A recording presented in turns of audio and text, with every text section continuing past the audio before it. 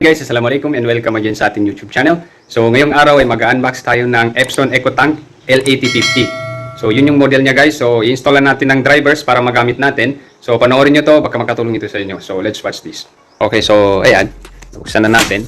And then i-set up natin ngayon guys. Natin ito yung mga blue dito. Ayan. Tsaka ito. Okay. So, check lang natin dito. Ayan. So, tanggalin lang natin ito. Yung lahat ng blue dito. Ayan.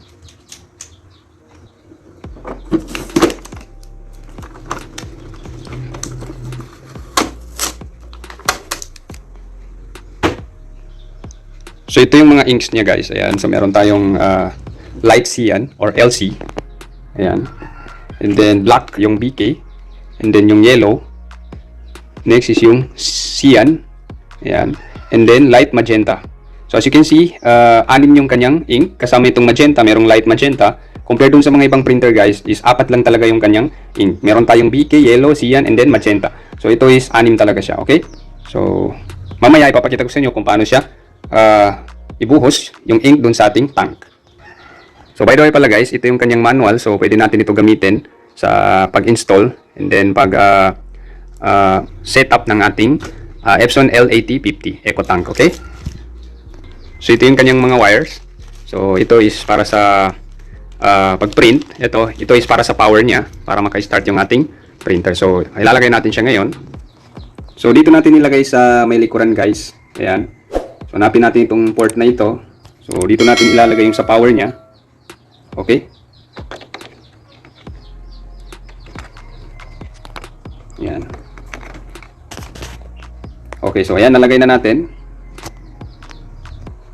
Next, yung USB cable. So dito natin ilagay sa likod pa rin. So magkabilaan lang yan. Ayan. So ilalagay natin dito. Okay, so ayan.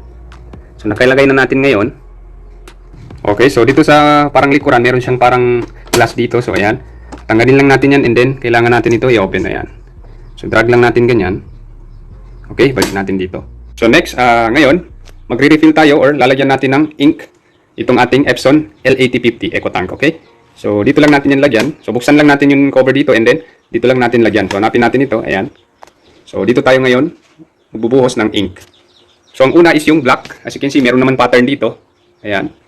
So black yung una natin lalagyan. Okay, so buksan lang natin ito. Ayan. And then ngayon, nabuksan na natin ito, yung ating black na ink. So ibubuhos natin dito. Ayan, ganyan lang. Okay. Then, yan. Okay, so as you can see,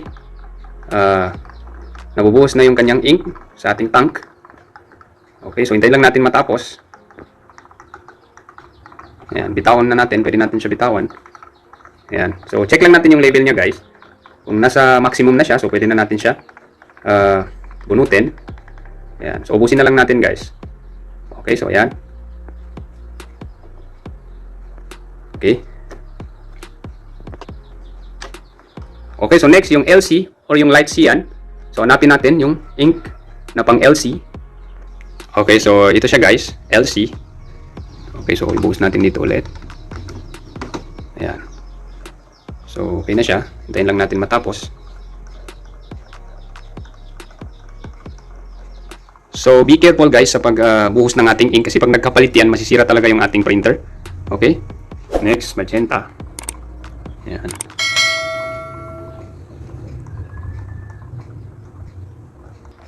So, cyan, yung next. Ayan. So, next, yellow. Ayan.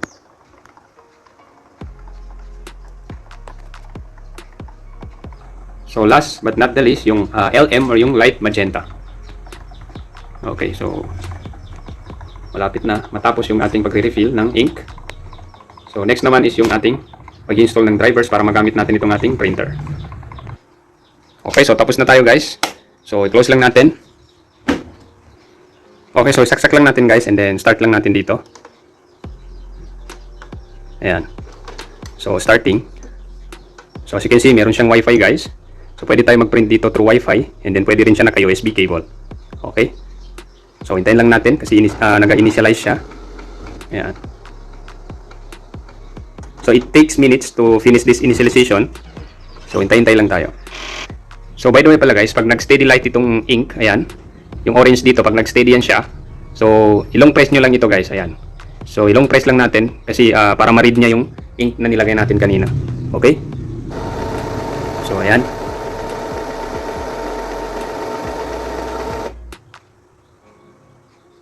So medyo may katagalan din guys. Hintayin lang natin na mag-stop itong pag-blinking niya. Pag halimbawa nag-stop na ito, so ibig sabihin, okay na siya, ready to print. Okay, so napansin natin dito na bumaba yung mga ink, ayan. So bumaba yung level niya guys kasi initialization siya. So ibig sabihin, yung mga ink na kanina dito sa taas is napunta na dun sa kanyang nozzles. So ibig sabihin, papunta na siya dun sa nozzles niya. So ready to print na, malapit na siya mag-ready to print. Okay? So normal lang guys na magbabawas ito kasi yun na nga, napupunta dun sa nozzles ng ating printer. Okay, so yun na nga, nag-stop na siya. So ibig sabihin yan, ready to print na siya. So ngayon, next na gagawin natin is pupunta tayo dito sa ating laptop. Okay? So sa laptop natin, punta lang tayo sa ating Google Chrome and then search lang natin ito, Epson L8050 driver pre-download. Okay? So para maka-download tayo ng drivers. So ito i-select natin guys. Ayan, SPT. So Epson L8050 series. Ayan, so Philippines. Okay, so ayan. And then punta tayo dito sa baba sa downloads.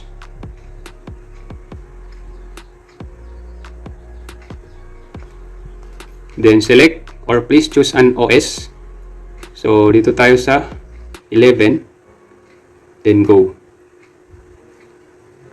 Okay, so sa baba, select natin ito, yung meron tayo ditong drivers, or pwede din natin gamitin itong full package. Ayan. So mas maganda ito kung gusto natin ng meron pang scanner. So nandito na lahat, full package na siya. So i-download natin yan. Ayan, download lang. Okay. Then accept lang natin ito, or agree lang tayo sa terms and conditions or yung software license agreement. So download. Okay, so ayan. So ngayon punta tayo dun sa download folder. Ayan. And then ngayon, kinakailangan natin i-connect yung ating printer through or via USB cable.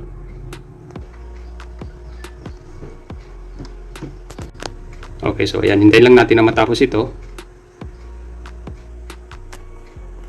Okay, so ayan.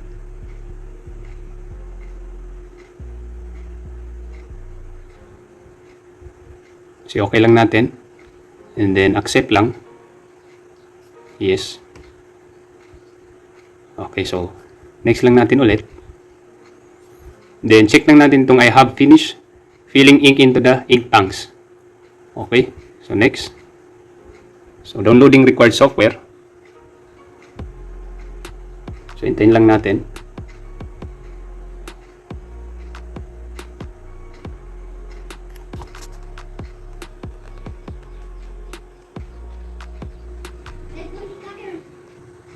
Okay, so yan, malapit na matapos.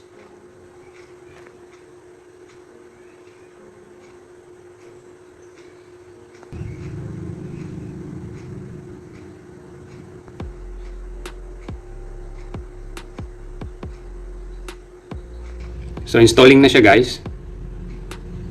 So i-fast forward lang natin kasi medyo matagal yung pag-install niya ng printer driver. So kanina is downloading, so ngayon installing na siya. Okay, so ayan.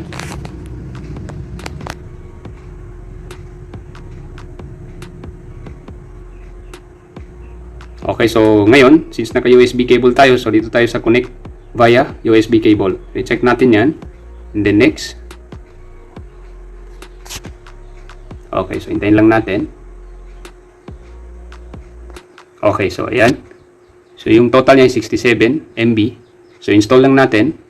So as you can see, meron siyang mga manuals, Epson Photo, or yung ating parang scanner siya guys. Then software updater. Ayan, then install lang natin. So later na lang ito.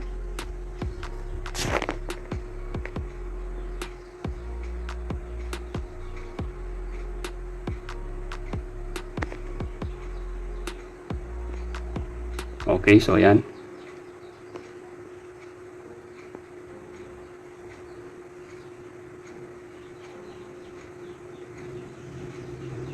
So makalagay itong printer connection checker guys kasi ma-check natin dyan kung nakakonect yung ating laptop sa printer, okay?